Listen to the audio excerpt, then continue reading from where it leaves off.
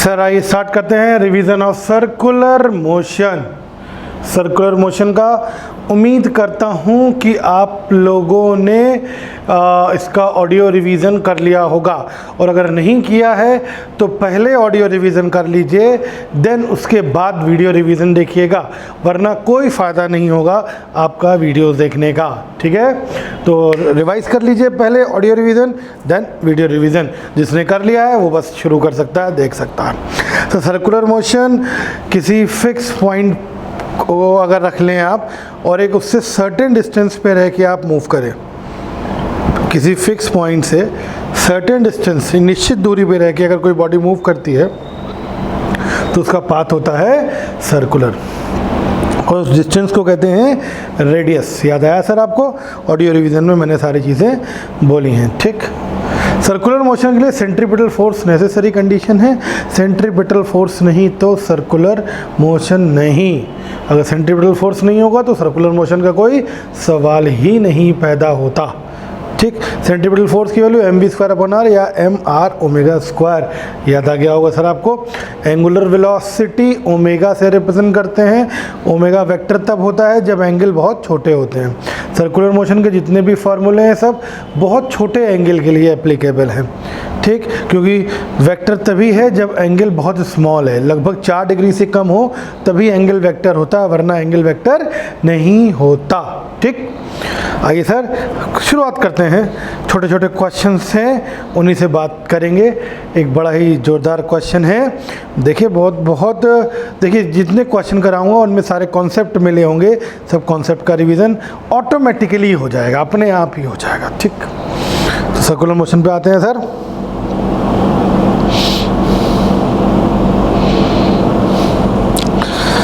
गौर करिएगा,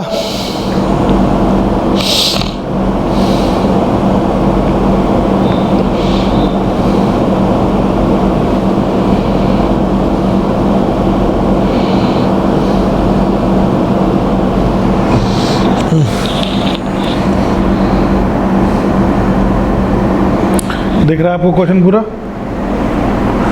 बस यही क्वेश्चन है, पढ़ लीजिए।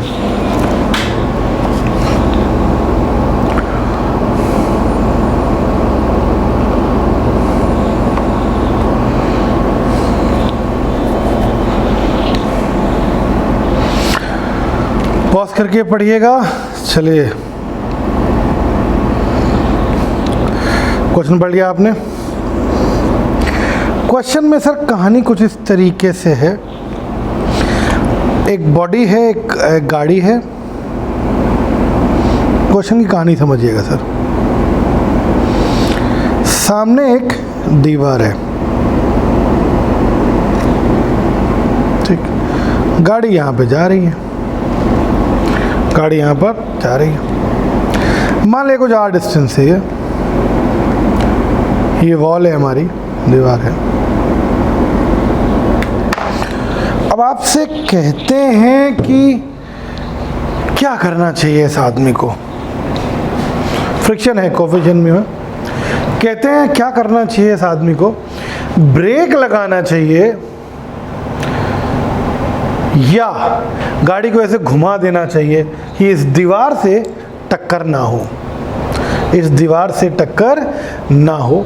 Which is best option? कौन सा ऑप्शन बेस्ट होगा, ब्रेक लगाने वाला या फिर टर्निंग वाला? ठीक,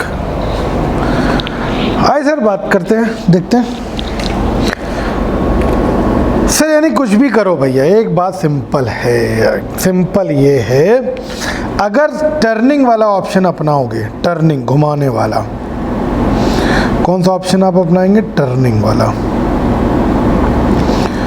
तो आपकी रेडियस जो भी हो, आप जितने से टर्न करो, आप जितने से घूमो, टर्न करो, मान लो इधर दीवार है तो टर्निंग जब हम ऐसे करें तो जो भी हमारी रेडियस हो, यहीं से हम घूमेंगे, रेडियस जो भी हो that should be less then R। तो इससे पहले घूम जाए, हम पहले घूम गए तो टक्कर नहीं होगी। यानी कि जो भी हमारी टर्निंग की रेडियस हो वो इस R से कम होनी चाहिए। क्लियर है? ठीक है। द रेडियस ऑफ टर्निंग मान लिया कैपिटल R है, that should be less then small r। that should be less than small r. Capital R should be less than small r. Turning की रेडियस r से कम हो। ठीक यार भाई, centripetal force तो चाहिए होगा। अगर कैपिटल R रेडियस है तो सेंट्रीपिटल फोर्स F कितना होगा? F should be equal to mv square upon r, या R is mv square upon F। बोलो। ठीक, this should be less then small r। अरे ये स्मॉल r से कम होना चाहिए भाई। This should be less then small r, capital R less than small r। बोलो भैया। ठीक है, तो इस f को मैं अगर इधर ले जाऊं और r नीचे ले आऊं तो f should be greater then mv square upon small r। पर बताओ ये बात समझ में आई? अगर टर्निंग कर रहे हो तो f की value mv square upon r से ज़्यादा होनी चाहिए। ठीक सर, सेकंड सिचुएशन पे आते हैं। अगर टर्निंग नहीं कर रहे हैं तो क्या कहानी होगी? हम ब्रेक लगा रहे हैं, ब्रेक।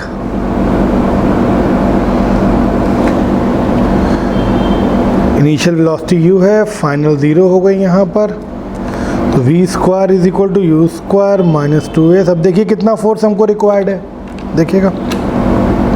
ठीक, v0 किया, u स्क्वायर माइनस 2as, यहाँ से a की वैल्यू कितनी आ गई? u स्क्वायर बाई 2s, यानी कि जो फोर्स चाहिए होगा that is f is equal to ma।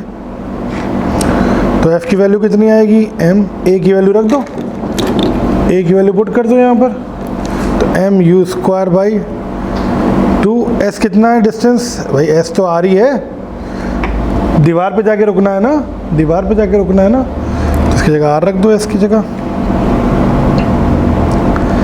यानी फोर्स रिक्वायर्ड होगा m u square upon 2r। तो सर्कुलर मोशन के लिए फोर्स रिक्वायर्ड है देखिए mv स्क्वायर अपॉन r से ज़्यादा, और अगर ब्रेक लगा रहे हैं तो फोर्स रिक्वायर्ड है mv स्क्वायर अपॉन 2r, उसका आधा, यानी इसमें कम फोर्स चाहिए।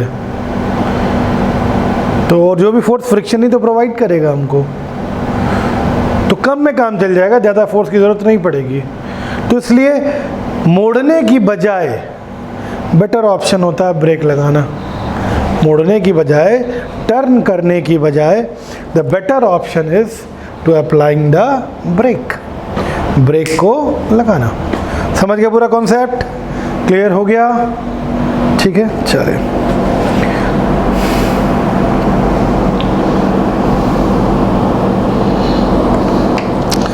सर ये अगले क्वेश्चन पे आते हैं, पढ़िए, पॉज करके पढ़िएगा। बहुत आसान क्वेश्चन है, मैक्सिमम सर्कुलर मोशन आपका रिवाइज हो जाएगा। Bob of mass m of simple pendulum of length L is displaced through a 90 degree from its mean position and then released. Calculate the speed of the bob and the tension in the thread when the bob passes through the mean position. चलिए sir आइए बात करते हैं। ये कहानी है sir,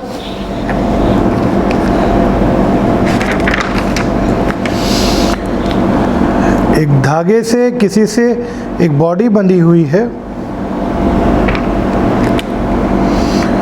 उसको horizontal कर दिया, ये ओ पॉइंट है, यहाँ से बंधी है ये बॉडी, और ये बॉडी इस तरीके से नीचे जाएगी और ऑसिलेट करेगी। बोलो भाई। कहते हैं जब ये बॉडी मीन पोजीशन पे होती है, यानी यहाँ कहीं, जब ये बॉडी मीन पोजीशन पर होती है यानी यहाँ कहीं, ठीक है, तो उस समय पर आपसे कहा गया है वेलोसिटी बतानी। ये कोई पॉइंट ए मैंने कह दिया, ये कोई पॉइंट बी कह दिया, बी, मुझे वेलोसिटी बतानी है और टेंशन बतानी है इस पॉइंट पर। ठीक, सब एल लेंथ है, ये एनर्जी कंजर्वेशन लगा लूँ मैं यहाँ पर, तो mechanical energy at A is equal to mechanical energy at B. A point पर वेलोसिटी है 0, बी पॉइंट पर मैंने कुछ मान लिया वी बी है। ठीक, ये हाइट मुझे लग रहा है एल होगी, बोलो भाई। अरे जो ये होगी वही ये होगी। आइए सॉल्व कर लें। तो ए पॉइंट पर M G L plus half M V A square, तो 0 का square is equal to B point पे half M we B square plus B point पर पोटेंशियल कितनी हो जाएगी 0। तो मुझे लग रहा है एम से एम कैंसिल होगा, g l is equal to v B square by 2 ऊपर ले आएंगे तो v B square is equal to 2gl या फिर v B is equal to √2gl। तो ये वेलोसिटी आ जाएगी, ठीक। हाँ, इस पॉइंट पे अगर हमको टेंशन फाइंड करनी है बी पॉइंट पर, we have to find the tension. आपको याद है टेंशन के लिए सेंट्रीपिटल बाई टी इधर, एम जी नीचे, याद आया? आपको याद आ जाएगा centripetal force is provided by the other forces. Centripetal force never shows in gauss diagram. तो centripetal force M V square upon R towards the centre होगा, टूवर्ड्स द सेंटर होगा। वैल्यू क्या आएगी? T minus M G is equal to m we B square upon r की जगह length कितनी है L, radius कितनी है एल। ये रिजल्ट होता है सेंट्रीपिटल फोर्स, बता चुका हूँ। तो T is equal to m g plus m we B square by l. आप कहिए तो ये वी बी स्क्वायर की वैल्यू यहाँ पुट कर दूँ, तो T is equal to m g plus m 2gl by l, l से एल कैंसिल, तो tension is equal to m g plus 2mg यानी कि 3mg। This is final answer. Clear है सर? चलिए नोट कर लीजिएगा पॉज करके। चलिए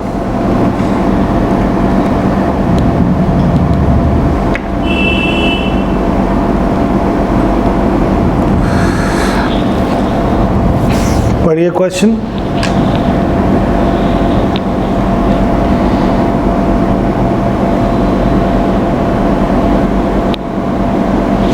पॉज करके पढ़ लीजिए। कहते हैं a particle move in a circular path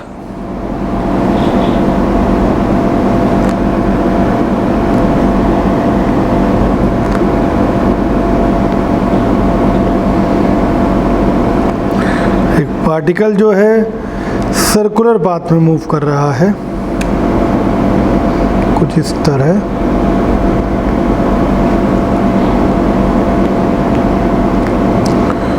यहाँ से यहाँ पहुँच गया,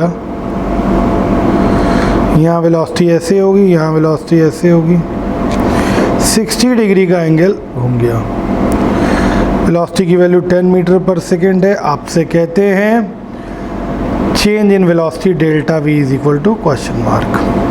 ठीक, एक बहुत सिंपल सा कॉन्सेप्ट है। अगर आपको याद हो, किसी वेक्टर को थीटा डिग्री घुमाया जाए, किसी वेक्टर को थीटा डिग्री रोटेट किया जाए, तो उस वेक्टर में जो चेंज आता है that is 2v sin theta by 2।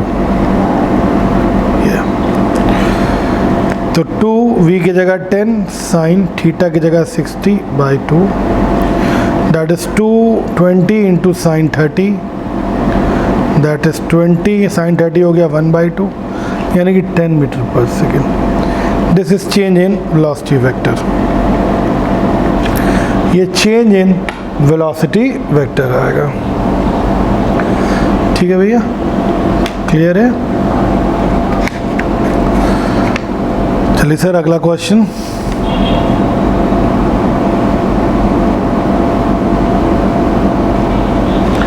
पढ़ लीजिए सर।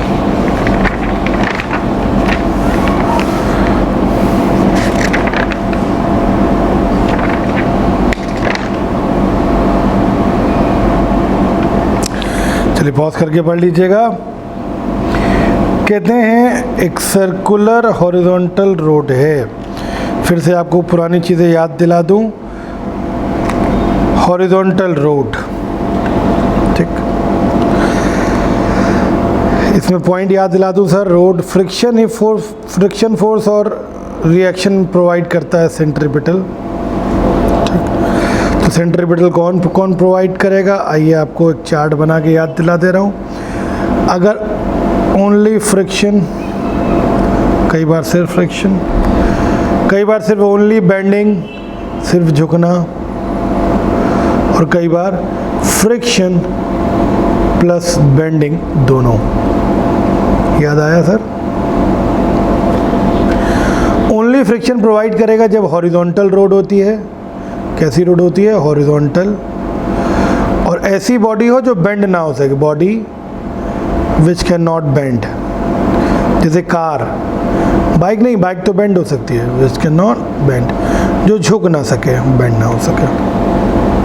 ठीक, इस सिचुएशन में सिर्फ फ्रिक्शन प्रोवाइड करता है। Centripetal force mv²/r is equal to mu mg friction force. याद आया? तो आप v निकाल सकते हैं under root mu r g. Situation number 1। Situation number 2, only bending. Sir only bending में सिंपल फ्रिक्शन नहीं है, गाड़ी बेंड हो रही है, सड़क झुका देते हैं, फ्रिक्शन नहीं है।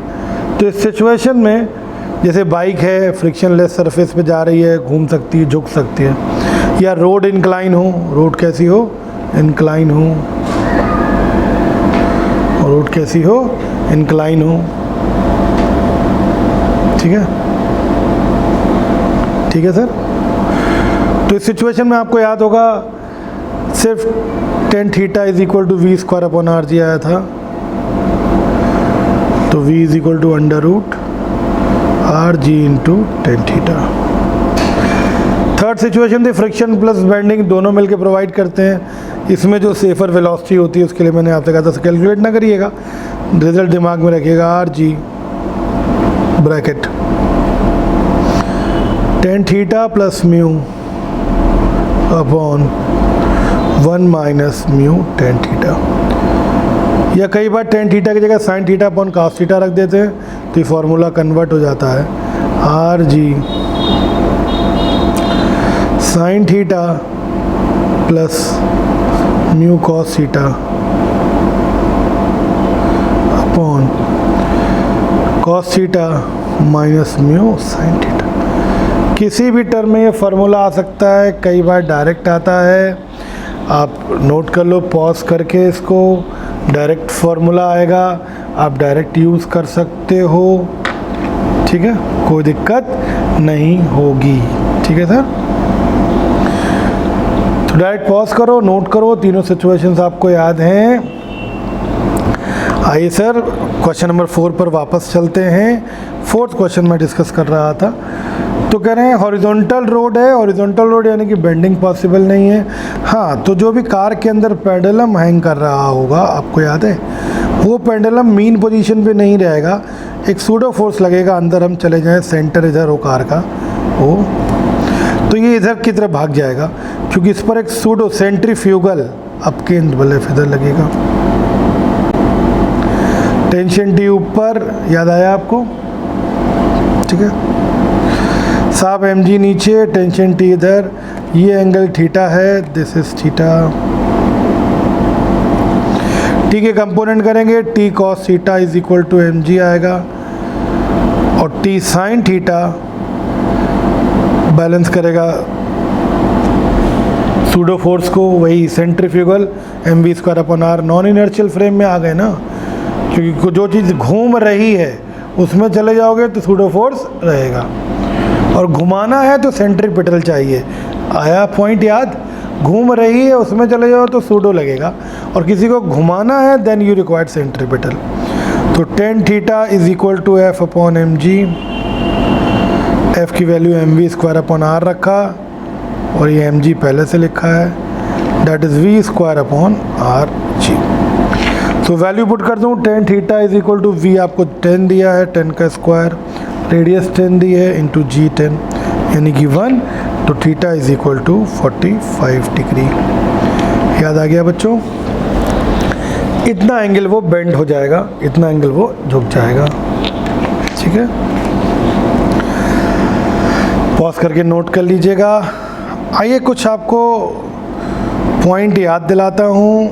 मैंने कहा था आपसे याद करने के लिए, सर्कुलर वर्टिकल सर्किल आपको याद आ गया होगा। Minimum velocity required to complete the circle याद आया, ये ए पॉइंट था, ये ओ था, ये हाईएस्ट पॉइंट था बी। जनरल किसी पी पॉइंट पर, कोई पॉइंट है जनरल पी, इस पॉइंट पर जो कि थीटा डिग्री पर है, velocity minimum to complete the circle. तो पी पॉइंट पे जो वेलोसिटी थी उसकी टेक्निक मैंने आपको बताई थी, GR3+2 cos थीटा। ये फार्मूला याद रखना है। और टेंशन कितनी थी इस पॉइंट पर, 3mg 1 cos थीटा। ये आपने ऑडियो रिवीजन में रिवाइज भी किया होगा।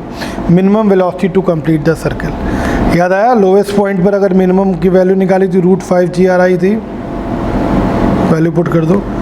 इस वाले पॉइंट पर निकाली थी वैल्यू तो कितनी आई थी, √3 GR थी। हाईएस्ट पॉइंट पर निकाली थी तो वैल्यू कितनी आई थी, √GR थी। याद आया sir, to complete the circle. तो एक टेक्निक ये बहुत इंपॉर्टेंट थी, आपको याद रखनी है सर। ठीक, किसी भी एंगल पर आपसे वेलोसिटी पूछ सकते हैं। ठीक, एक और सिंपल टेक्निक आपको मैंने बताई थी सर, बहुत इंपॉर्टेंट थी, वो लेंथी क्वेश्चन छोटे में हो जाएंगे। एक पेंडुलम है इस तरीके से, किसी थीटा नॉट एंगल पर है, थीटा नॉट, इसको छोड़ दिया जाता है, ये नीचे आता है कुछ यहाँ पर, यहाँ आ गया मान लीजिए, इसकी सेकंड पोजीशन है, ये यहाँ पहुँच गया।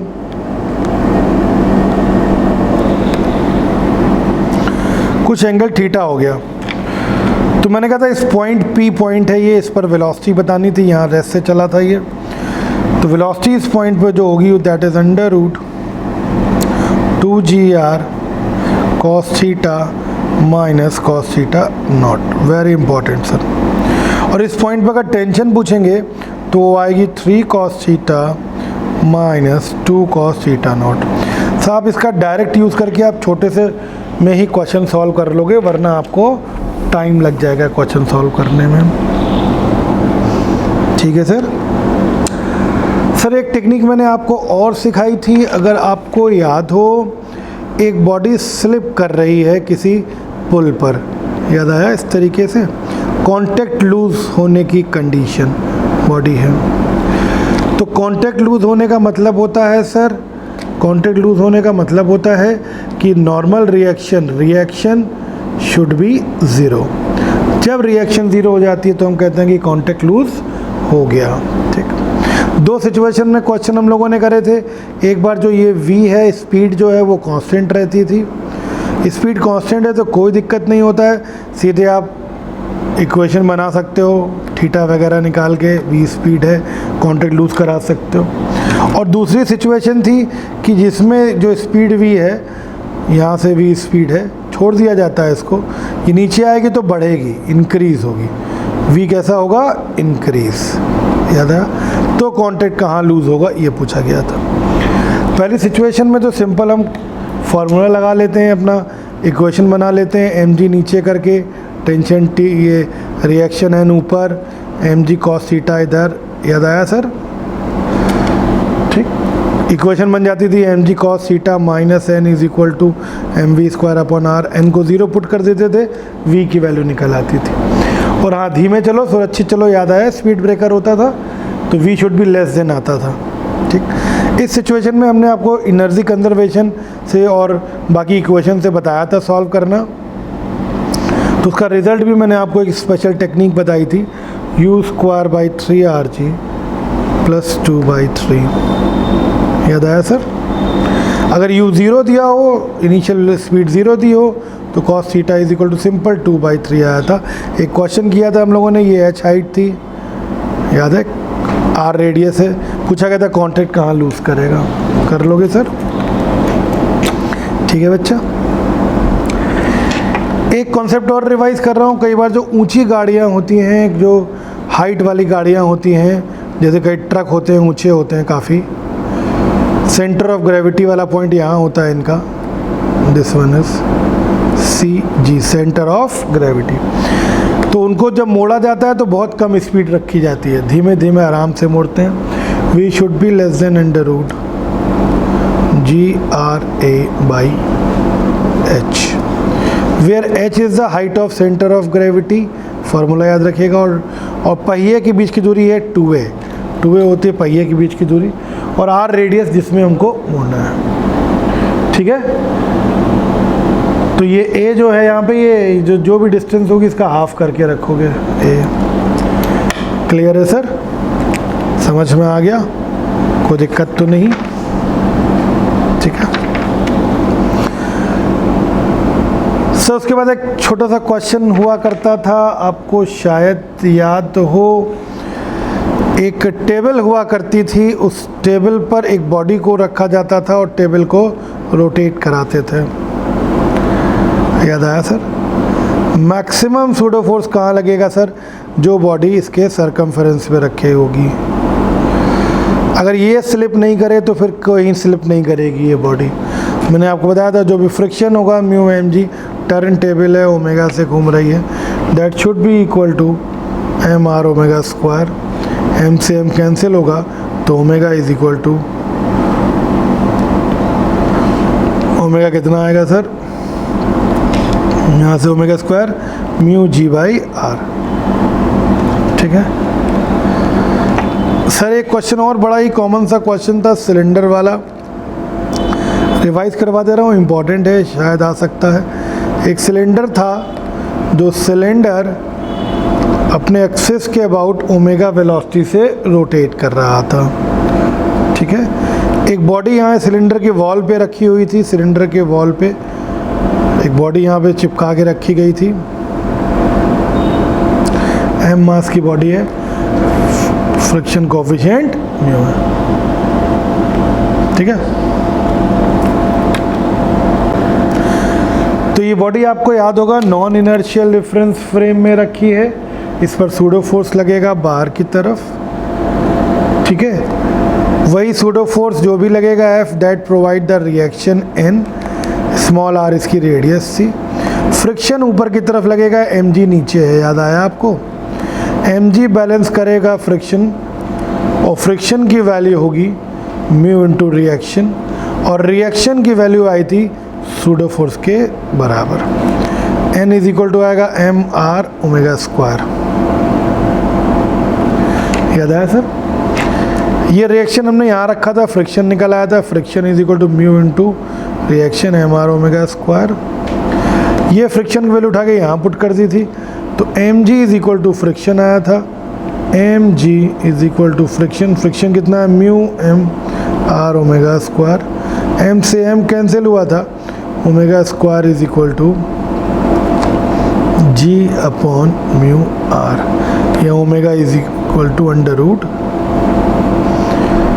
याद आया। इससे ज़्यादा से घुमा दोगे, ओमेगा जितना ज़्यादा होगा सूडो फोर्स उतना ही ज़्यादा होगा, उतनी ज़्यादा रिएक्शन होगी, और जितना ज़्यादा रिएक्शन होगा फ्रिक्शन भी उतना ही ज़्यादा होगा। तो याद है आपको, म्यू अगर इससे ज़्यादा होगा तो answer mu greater than under root g by mu r और इक्वल। तो ये जो ब्लॉक रखा है वो स्लिप नहीं करेगा। कई बार म्यू पूछते हैं तो आप म्यू भी निकाल सकते हो, चाहे म्यू पूछे तो mu is equal to ji upon omega square into r. याद आया सर, क्लियर है भैया, समझ गए। तो ये क्वेश्चन मैंने आप लोगों को करवाया था। आइए एक छोटा सा क्वेश्चन और हो जाए, चलिए सर।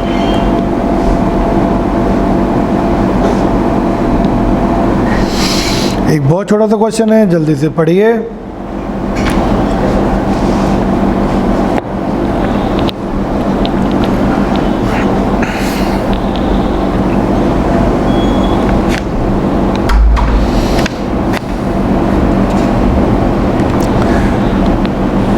पढ़ लिया सर, चलिए पॉज करके पढ़ लीजिएगा। आइए बात करते हैं, साहब ट्रू और फॉल्स बताना है इस क्वेश्चन में, ट्रू और फॉल्स, ठीक। क्या है कहानी, simple pendulum with a bob of mass m swing with angular amplitude 40, when its displacement is 20 degree then tension the string is greater than m g cos 20। चलो, एक सर सिंपल पेंडुलम है जो कहीं यहाँ से चलता है 40 डिग्री के एंगल से, कहते हैं जब वो यहाँ आ जाता है 20 डिग्री के एंगल पर,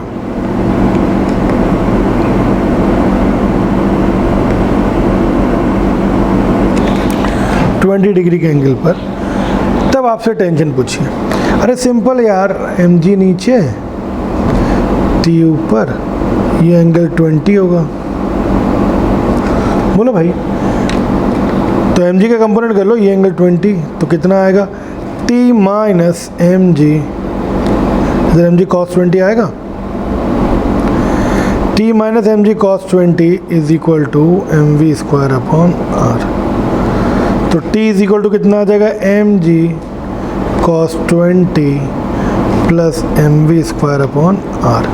अब आप खुद गौर करो, t is equal to this plus this है ना, इसमें कुछ जोड़ा जाएगा तब t आ रहा है ना, इसका मतलब t is greater then mg cos 20। इसका मतलब दिस इज ट्रू। क्लियर है सर? समझ गए बच्चा? ठीक। एक छोटा सा क्वेश्चन और आपको याद दिला दूं सर। एक क्वेश्चन हुआ करता था कि एक बॉडी को ऐसे स्लिप कराते हैं हम, सर्कुलर ग्रूव है यहाँ पर, याद आया सर? कितनी हाइट से बॉडी को स्लिप कराया जाए कि वो पूरा सर्कल कंप्लीट कर ले?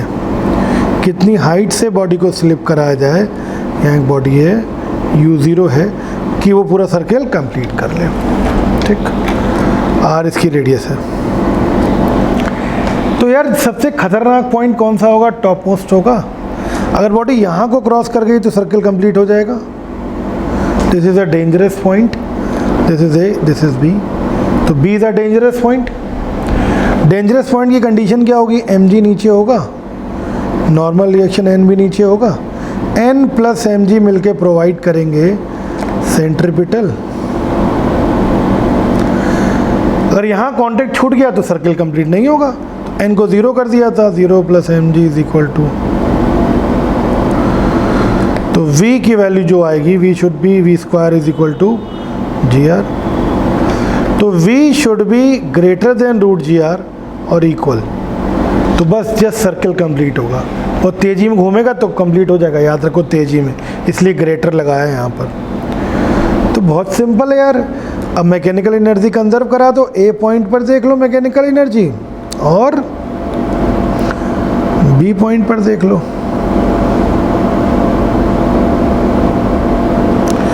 ए पॉइंट पर सिर्फ mgh है is equal to, B point पर एक तो हाफ m v स्क्वायर है, प्लस ये हाइट कितनी हो जाएगी, ये r और r 2r हाइट हो जाएगी, तो mg into 2r, m cancel करो, तो gh is equal to half v square की जगह gr लिख दूँ, gr प्लस 2gr,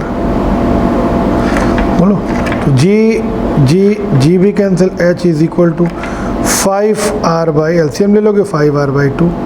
तो for complete the circle complete करने के लिए, कंप्लीट द सर्किल, h की वैल्यू या तो ज़्यादा हो 5r बाई 2 से या बराबर हो। बोलो भाई, ये बहुत इंपॉर्टेंट क्वेश्चन था सर्कुलर मोशन का। ठीक है सर, तो ये रिवीजन हो गया सर्कुलर मोशन का। अब आप पढ़ लीजिएगा, आप ऑडियो रिवीजन कर लीजिएगा। ऑडियो रिवीजन करना बहुत इम्पॉर्टेंट है। ऑडियो रिवीजन नहीं करेंगे तो वीडियो रिवीजन में कुछ भी समझ में नहीं आएगा। This is end of circular motion. ठीक है।